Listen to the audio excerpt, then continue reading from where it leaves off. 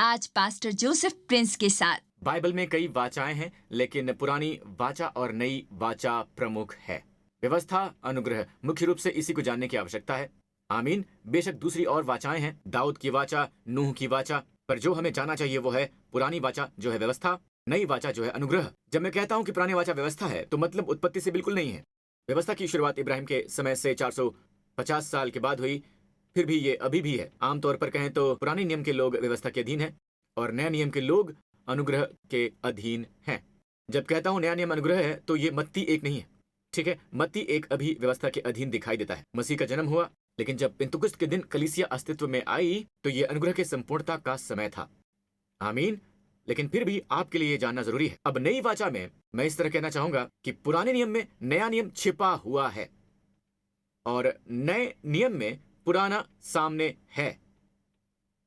Okay, उदाहरण के लिए पुराने नियम में हमारे पास इजराइल के लोगों की कहानी है जो बड़बड़ा रहे थे और फिर सर्प आया और उन्हें डस लिया।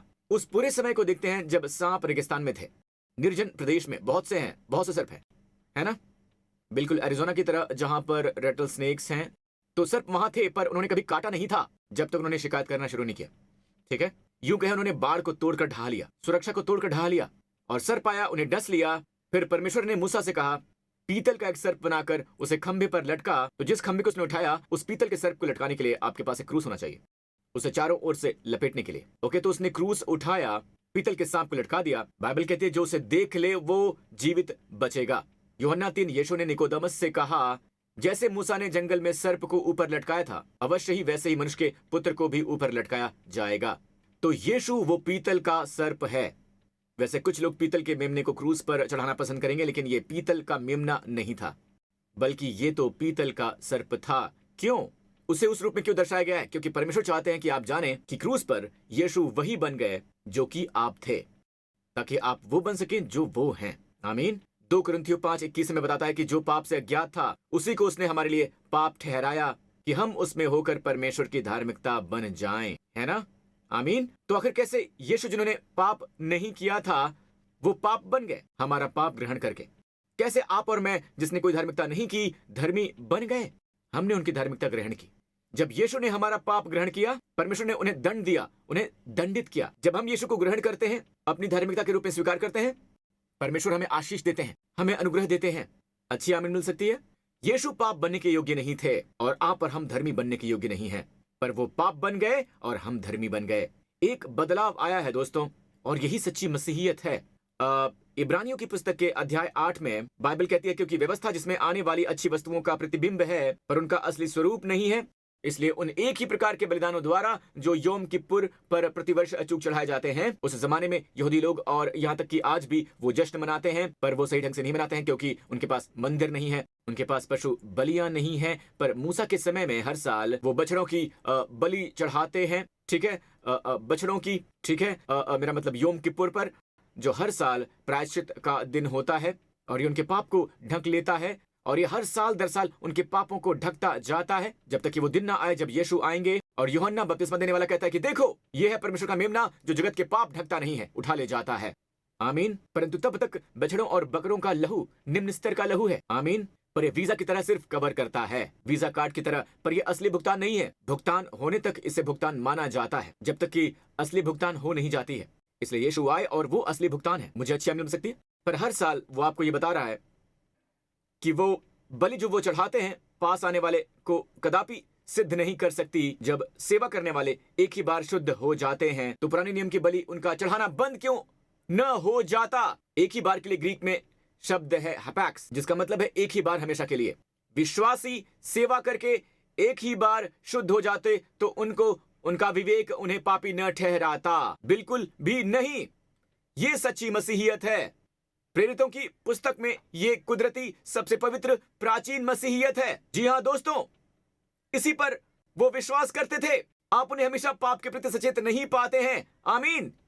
नीचे आइए, क्या ऐसा हुआ है?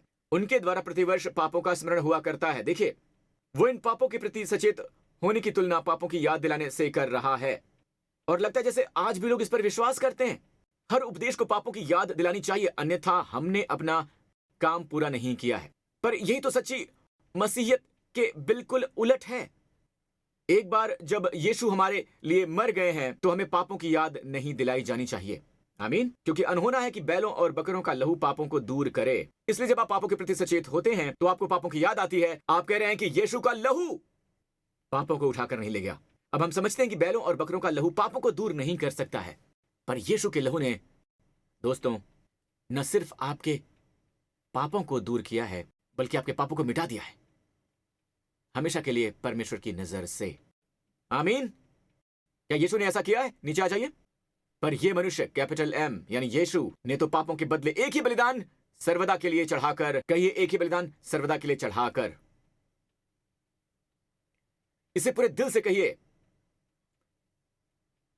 एक ही बलिदान सर्वदा के लिए चढ़ाकर परमेश्वर के दाहिने हाथ जा बैठा, क्योंकि उनका काम पूरा हो गया है। अब देखते हैं कि पवित्र आत्मा क्या कहता है। पवित्र आत्मा कहता है कि मैं उनके पापों को, उनके अधर्म के कामों को फिर कभी स्मरण ना करूंगा। और अब जबकि पापों की क्षमा हो चुकी है तो फिर पाप का बलिदान नहीं रहा। जब पापों की क्षमा हो गई, उसे हमेशा के लिए खत्म कर दिया गया है, तो फिर वो पाप का बलिदान नहीं रहा। तो भाइयों, जबकि हमें यीशु के लहू के द्वारा उस नए जीवते मार्ग से पवित्र स्थान में प्रवेश करने का हियाव हो गया है, अब एक बदलाव आया है। क्योंकि पुराने नियम में ये पुराना और घातक तरीका था। आपको पता है, मरने का तरीका, मैं सच कह रहा हूं, क्योंकि जितना ज्यादा वो अपने पापों के साथ परमेश्वर के निकट आने की कोशिश करते हैं, ठीक है, तो संभावना है कि वो मर जाएंगे। महायाजक साल में एक बार अंदर जाता है और वो भी बहुत ही घबराहट और भय के साथ अंदर जाने से पहले अपनी पूरी तैयारी करता है और उसे नहाना होता है। नहाना तकरीबन वैसे ही है जैसे कि आपने उपवास किया हो। वो सुनिश्चित करके अंदर जाता है कि उससे कोई पाप ना हो जाए। ये एक पुराना घातक तरीका था, पर यीशु ने जो किया वो ये है कि परमेश्वर तक पहुंचने का नया और जीवन तरीका है। यह नया और जीवन तरीका है, मतलब जितना आप ज्यादा आते हैं उतना आप जीते हैं। शब्द जीवंत, जीवंत है, यही वो स्थान है। जितना आप उनके पास आते हैं उतना आप जीते हैं। और जितना परमेश्वर से आप दूर होते हैं, यही वो समय है जब बीमारी आपके शरीर को जकड़ लेती है। ऐसी चीजें हो सकती हैं और दुनिया के लोगों की तरह आप मामूली महसूस करते हैं। आप नहीं महसूस करते हैं कि आप कोई खास हैं। और जितना ज्यादा आप परमेश्वर के करीब आते हैं, ये एक नया और जीवन तरीका है। आप जीवन से भर जाते हैं। आमीन। और न केवल ये, बाइबल में लिखा है, नीचे आइए, और इसलिए कि हमारा ऐसा महायाजक है जो परमेश्वर के घर का अधिकारी है। मैं चाहता हूं कि आप इसे 3 बार कहें, जोर से कहिए, आओ कहां? परमेश्वर के पास में। कैसे? सच्चे मन से और पूरे विश्वास के साथ, और विवेक के दोष दूर करने के लिए हृदय पर छिड़काव लेकर और देह को शुद्ध जल से धुलवाकर। पता है विवेक का दोष क्या है? ये कहना कि तुमने पाप किया है, पाप किया है, पाप किया है, पाप किया है, यही पाप है, यही पाप है। यही विवेक का दोष है। अब जबकि हम पर छिड़काव हो गया है, छिड़काव का मतलब होता है यीशु का लहू बोलता है और उसे चुप करा देता है। अन्य शब्दों में, भुगतान ने मेरी अंतरात्मा पर पड़े कर्ज को शांत करा दिया है। मैं परमेश्वर के समीप आ सकता हूं नए और जीवन तरीके से। मतलब ये नहीं कि मैं सिद्ध हूं, पर मेरे सभी पापों का जवाब यीशु के लहू ने दे दिया है।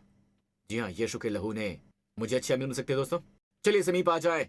भयभीत ना हो। जिस दुनिया में हम रह रहे हैं उसमें आज में परमेश्वर की आवश्यकता है। बहुत से लोग समीप आने से डरते हैं। अपने आप से पूछिए, पोस्टमार्टम कीजिए, कहिए, जोसेफ प्रिंस, तुम परमेश्वर के समीप आने से क्यों डरते हो? क्या आप गहराई से विश्वास करते हो कि आपके पापों में से कुछ को परमेश्वर ने क्षमा नहीं किया है? या ये क्या है? आपने कौन सी विश्वास प्रणाली अपनाई है? कौन सी प्रणाली अपनाते हैं जो आपको परमेश्वर के समीप जाने से विमुख कर देती है?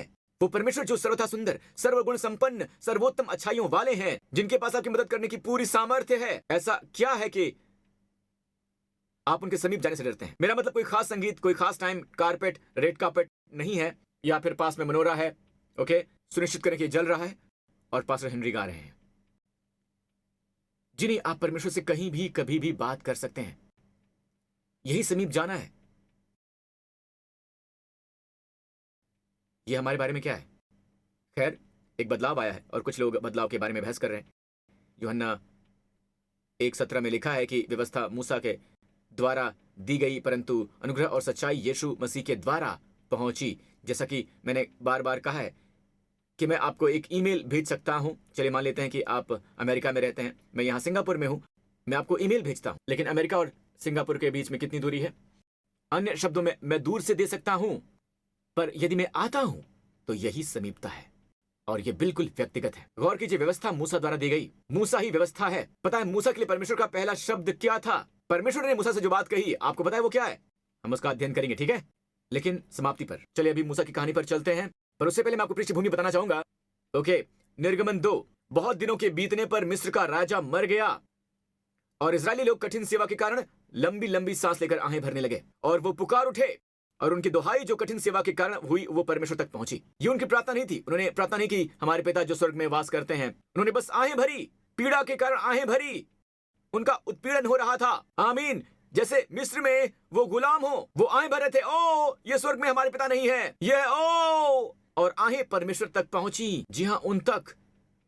तो वहां से मुझे एक संदेश मिला जिसका मैंने पिछली बार उपदेश दिया था कि एक कराह उसके सिंहासन तक पहुंचेगी। बस एक ही कराह उनके सिंहासन तक पहुंचेगी। आमीन। तो परमेश्वर ने उनकी कराह सुनी, उनकी प्रार्थना नहीं। परमेश्वर ने उनका कराहना सुनकर अपनी वाचा को जो उसने अब्राहिम और इसहाक और याकूब के साथ बांधी थी स्मरण किया। मैं चाहता हूं कि आप ये जाने कि ये सिनेमैटिक वाचा नहीं है, ये व्यवस्था की एक वाचा नहीं है। ये वाचा है जिससे उन्होंने इब्राहिम, इसहाक और याकूब के साथ बांधी थी लगभग 400 साल पहले, सिनाई पर्वत पर व्यवस्था दिए जाने से 400 साल से भी अधिक पहले। ये अनुग्रह की वाचा है। ये लोगों पर निर्भर नहीं है, ये परमेश्वर पर ही निर्भर है। ये लोगों की अच्छाई नहीं है, ये परमेश्वर की अच्छाई है और ये परमेश्वर की वफादारी है। और वाचा को सक्रिय करना बहुत ही ज्यादा आसान है।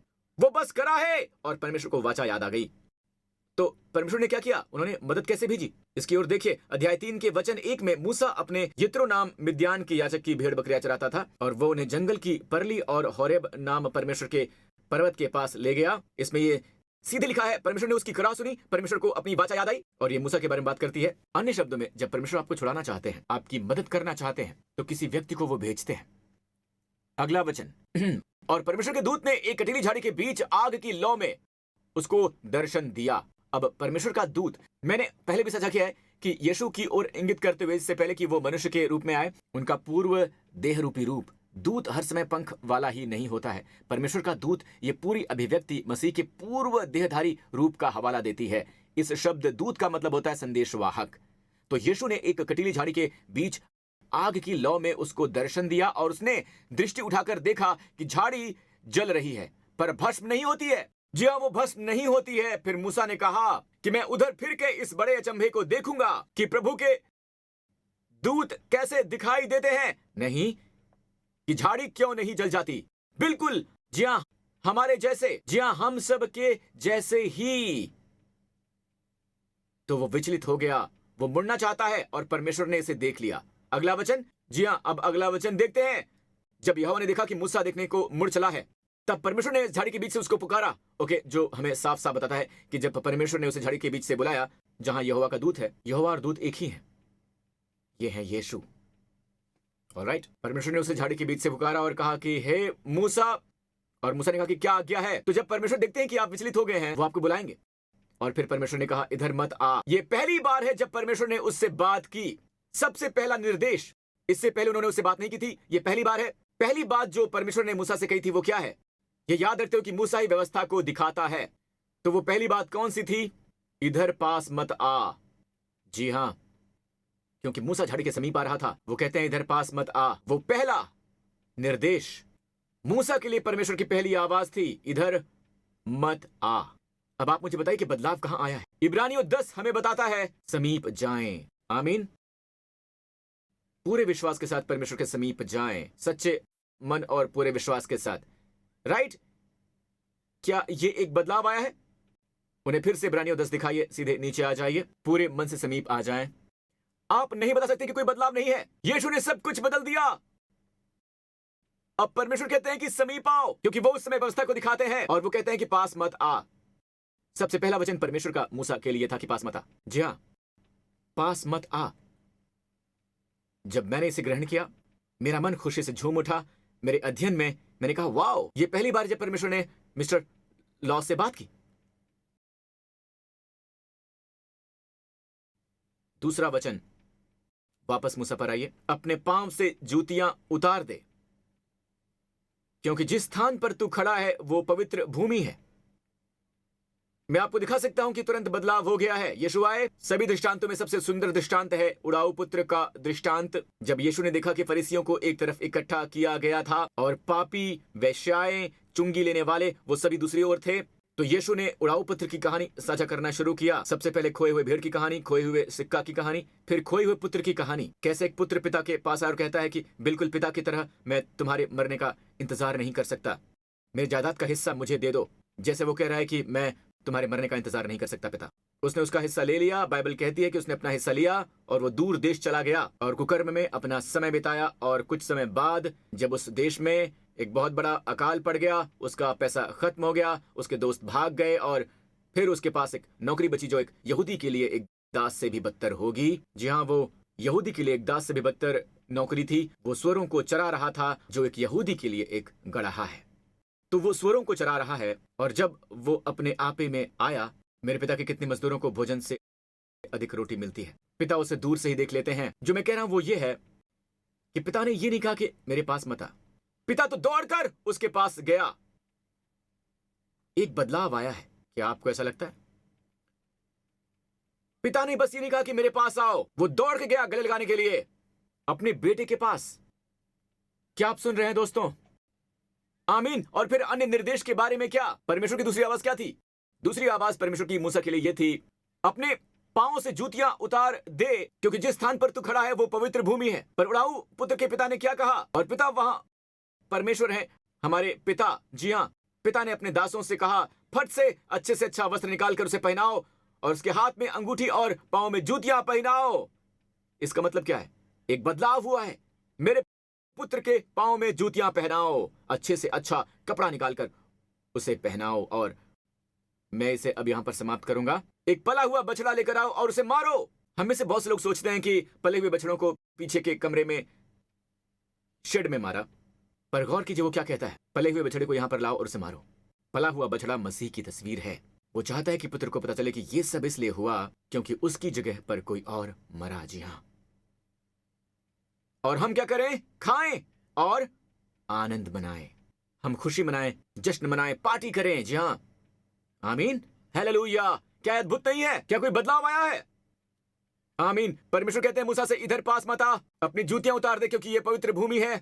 और चलिए वापस उस पर चलते हैं। ठीक है, नीचे आ जाइए। फिर उसने कहा कि मैं तेरे पिता का परमेश्वर और इब्राहिम का परमेश्वर, इसहाक का परमेश्वर और याकूब का परमेश्वर हूं। जो बताता है कि मूसा का पिता परमेश्वर ये जन था। मैं पिता का परमेश्वर हूं, इब्राहिम का हूं, इसहाक का हूं, याकूब का परमेश्वर हूं। मूसा ने अपना चेहरा छिपा लिया और यहोवा ने कहा, मुझे ये पसंद है। मैंने अपने प्रजा के लोग जो मिस्र में हैं उनके दुख को निश्चय किया है और उनकी जो चिल्लाहट परिश्रम करने वालों के कारण होती है उसको भी सुना है और उनकी पीड़ा पर मैंने चित्त लगाया है। और पता है परमेश्वर आपसे क्या कह रहे हैं? मुझे तुम्हारे दुख पता है, मैं तुम्हारे दुखों को जानता हूं। आप सोचते हैं परमेश्वर बहुत दूर है, वो आपके दुखों को जानते हैं। नीचे आ जाइए। इसलिए अब मैं उतर आया हूं कि उन्हें मिस्रियों के वश से छुड़ाऊं और उस देश से निकाल कर लाऊं। यही है जिसे मैंने अपनी बाइबल में अंडरलाइन किया है। जब मैंने इसे देखा, ये मेरे ध्यान में आ गया कि परमेश्वर उतर आए आपको छुड़ाकर ले जाने के लिए, ताकि आपको ऊंचे स्थान पर पहुंचा सके। और तब मूसा ने प्रतिक्रिया की। वो कहते हैं मैं तुझे भेजूंगा। नीचे आ जाइए। वो कहते हैं कि मैं तुझे भेजूंगा, मैं तुझे फिरौन के पास भेजता हूं। और तब मूसा ने परमेश्वर से कहा, मैं कौन हूं जो फिरौन के पास जाऊं और इजरायलियों को मिस्र से निकाल कर ले आऊं? एक बार आप परमेश्वर की पवित्रता के प्रति सचेत होते हैं क्योंकि वो पवित्र भूमि के प्रति सचेत हैं। व्यवस्था हमेशा आपको स्वयं के प्रति सचेत, स्वयं के प्रति मशगूल बनाती है। तुम ऐसा नहीं करोगे, तुम ऐसा नहीं करोगे, ये हमेशा आप हैं। अनुग्रह कहता है, परमेश्वर कहते हैं मैं करूंगा, मैं करूंगा। ये हमें परमेश्वर के प्रति सचेत बनाती है। आप देखें, इससे पहले कि परमेश्वर हमें कुछ करने के लिए कहते हैं, प्रश्न ये कि परमेश्वर कौन है। ये हमारी कमजोरी के बारे में नहीं है, ये उनकी सामर्थ्य के बारे में है। ये मेरी गरीबी के बारे में नहीं है, ये उनकी कभी न खत्म होने वाली आपूर्ति के बारे में है। आमीन। ये हमारी पाबंदियों के बारे में नहीं है, ये परमेश्वर के बारे में है, ये असीमित परमेश्वर के बारे में है। ये सवाल गलत है कि मैं कौन हूं। परमेश्वर ने उत्तर दिया, ये तुम्हारे बारे में नहीं है। नीचे आइए। वो कहते हैं मैं निश्चय ही तेरे संग रहूंगा। आमीन। और तेरे लिए चिन्ह होगा, जब तुम उन लोगों को मिस्र से निकाल चुके हो तब तुम इस पहाड़ पर परमेश्वर की उपासना करोगे। मूसा कहता है मैं उनसे क्या कहूं? अगर वो पूछे कि उसका नाम क्या है तो फिर मैं उनसे क्या बताऊं? परमेश्वर कहते हैं जो मैं हूं सो मैं हूं। तो तू उनसे ये कहना कि जिसका नाम मैं हूं है उसने तुम्हारे पास भेजा है। पता है मैं हूं क्या है? मैं हूं है एक ब्लैंक चेक। उनसे कहना मैं हूं। ये उनकी गरीबी के बारे में नहीं है, ये मेरी समृद्धि के बारे में है। आप चेक में भर सकते हैं मैं हूं जितना भी चाहते हैं। आप बीमार हैं, फिर लिखिए मैं हूं। आपका चंगाई दाता। ऑलराइट, क्या आप पर कर्ज बढ़ता जा रहा है? तो फिर लिखिए, मैं हूं आपका देने वाला। आमीन। क्या आप अवसादग्रस्त विचारों से घिरे रहते हैं और रात में सो नहीं पाते हैं? क्या ऐसा होता है? तो फिर लिखिए, मैं हूं तुम्हारी शांति, तुम्हारा छुटकारा दिलाने वाला। क्या आप यात्रा करने या हवाई जहाज से यात्रा करने या कहीं और जाने से डरते हैं? क्या आप डरते हैं? परमेश्वर कहते हैं कि मैं हूं तुम्हारा रखवाला, मैं हूं तुम्हारी आपूर्ति करने वाला। खाली जगहों में भर दीजिए। फिर यीशु आए। यीशु यूहन्ना की पूरे सुसमाचार में कहते हैं, इससे पहले कि इब्राहिम उत्पन्न हुआ, मैं हूं, मैं हूं, मैं हूं अच्छा चरवाहा, मार्ग और सच्चाई और जीवन मैं ही हूं, मैं ही पुनरुत्थान हूं। आमीन। जगत की ज्योति मैं ही हूं, जीवन की रोटी मैं ही हूं। प्रभु यीशु पूर्णता है। ये कभी कभी कभी ऐसा नहीं होता है कि परमेश्वर अतीत के परमेश्वर हैं या फिर वो थे। भविष्य के लिए जीना बंद कर दीजिए। जी हां, वो वापस आएंगे। जी हां, एक नया राज्य होगा। पर वो कहते हैं कि मैं हूं वर्तमान काल, यानी अभी। यदि आप मरने से डरते हैं तो आपकी जीवन की लंबाई मैं हूं, आपकी सामर्थ्य और आपकी जवानी को फिर से नया करने वाला मैं हूं। आपका पिता हूं, मैं आपका पिता हूं। आमीन। आप उनसे प्रेम करते हैं? उनके लिए जिन्होंने इस अद्भुत उद्धारकर्ता को कभी भी अपना व्यक्तिगत प्रभु और उद्धारकर्ता नहीं बनाया है, तो मैं आपको यह अवसर देना चाहूंगा। प्रभु यीशु मसीह पर विश्वास करोगे तो आप और आपका घराना उद्धार पाएगा। यदि ये आप हैं तो इसी समय मेरे साथ ये प्रार्थना करिए। कहिए, हे स्वर्गीय पिता, मैं आपका धन्यवाद करता हूं मेरे प्रति आपके प्रेम के लिए। मैं धन्यवाद करता हूं कि आप मेरे जीवन में हैं। इससे पहले कि मैं आपको जानता, आप मुझे इस स्थान पर लाने के विषय में सोच रहे थे जहां मेरी आंखें खुली हैं। धन्यवाद पिता, आपके पुत्र के वरदान के लिए, मेरे उद्धारकर्ता यीशु मसीह के लिए, जो मेरे पापों के लिए क्रूस पर मरे, जो मुझे धर्मी ठहराने के लिए फिर से जी उठे। मुझे यकीन है कि अब मेरे जीवन में सभी पाप माफ कर दिए गए हैं पूरी तरह से। मेरे जीवन से मेरे और आपके बीच कोई अक्षम्य पाप नहीं है। परमेश्वर, हे पिता, आपका धन्यवाद मुझे प्रेम करने के लिए। मैं बहुत कम जानता हूं, परंतु आप मेरे पिता हैं। मेरी नजर अपने आप पर नहीं है, मेरी नजर आप पर है। यीशु मसीह ही मेरे प्रभु हैं। मुझसे प्रेम करने के लिए, मेरे जीवन के सभी दिनों में अनुग्रहित करने के लिए आपका धन्यवाद, यीशु के नाम पर। और सभी लोगों ने कहा आमीन। अपने पांव पर खड़े हो जाइए। प्रभु की स्तुति हो। हालेलुया। आमीन, आमीन, आमीन। क्या आप खुश हैं कि आप आए हैं? प्रभु की स्तुति हो। हालेलुया। इस आने वाले सप्ताह के लिए मैं आपको आशीष देना चाहूंगा। आपका धन्यवाद पिता। अब मैं हूं जो आपके सामने खड़ा है, आपके रखवाले के रूप में, आपको सुरक्षा प्रदान करने वाले के रूप में इस आने वाले सप्ताह के लिए। प्रभु आपको आशीष दें और प्रभु आपको सलामत रखें। प्रभु आपको और आपके प्रियजनों को और आपके परिवारों को पूरी तरह से संपूर्ण रूप से मुक्त करें बुराई की शक्तियों से इस आने वाले पूरे सप्ताह। प्रभु आपको और आपके प्रियजनों को सलामत रखें हर खतरे से, जीका से, डेंगू से, HFMD से, TB से, हर बीमारी से, हर एक रोग से। वो आपको बचाएं आतंक से, बुरे लोगों से, अंधकार की सभी शक्तियों से। अपने पुत्र के लहू के द्वारा प्रभु आपको अनुग्रह दें। हर उस स्थान पर जहां आप जाएं, अनुग्रह आता है। आमीन। क्योंकि परमेश्वर का अनुग्रह आपके साथ है। और जैसा कि यूसुफ के साथ हुआ था कि उसने जो कुछ भी छुआ सफल हो गया, वो हर चीज जो आप छुएंगे सफल होगी। परमेश्वर आपको सही समय और सही स्थान पर रखेंगे और परमेश्वर आपको और आपके परिवारों को प्रदान करेंगे अपना अद्भुत शालोम, कुशलता, स्वास्थ्य, शांति, यीशु के नाम पर। और सभी लोगों ने कहा आमीन। परमेश्वर आपको आशीष दें। आने के लिए धन्यवाद।